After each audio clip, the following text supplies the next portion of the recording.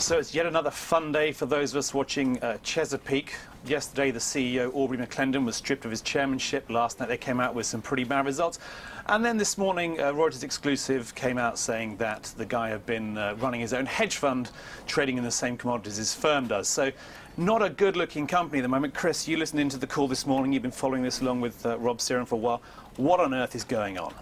Well, the first remarkable thing is you were expecting analysts to really go for the jugular on this one, to have one of those Enron moments with a bit of... It's all lined up for them, right? Fireworks. Pretty much everything you want as an analyst to have a go at a company about was there waiting for them. It was incredibly obsequious, and they didn't mention any of the corporate governance flaws. But this one really takes the biscuit, because here you have the second largest producer of natural gas. Right.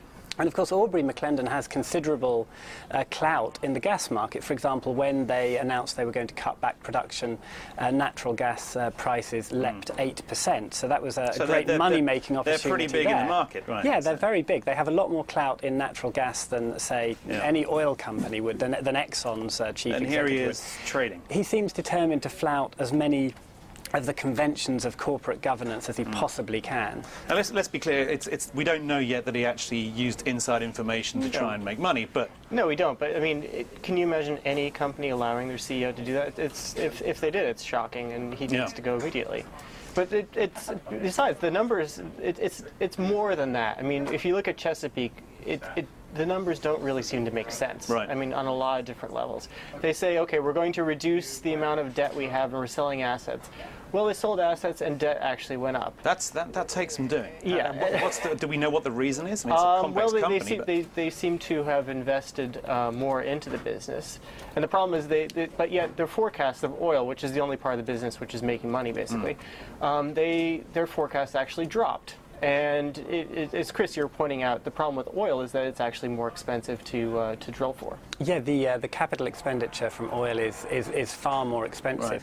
And at the same time, as the report showed, they actually cut by a quarter their long-term forecast for oil production. Now, this at the moment is 2/3 of their earnings. So this is obviously something. So they're going to lose. They're going to lose a lot of the juice from their biggest earnings, revenue. You said they basically made a loss. So. Yeah. It depends. As usual, they cut it 4 or 5 different ways. Fantastic. So it was an earnings release that was 5 times larger than Exxon's, which is a $400 billion company compared to a $13 billion company. So why is this guy still in his job? Well, probably because the board is slavishly devoted to him as the analysts are. Chris, last word to you. You've been covering this for so long. Should this guy go?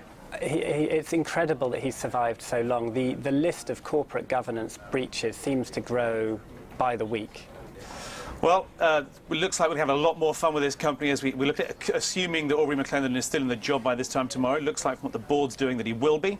But we'll keep an eye on that and other things, and we'll be back tomorrow with more breaking views.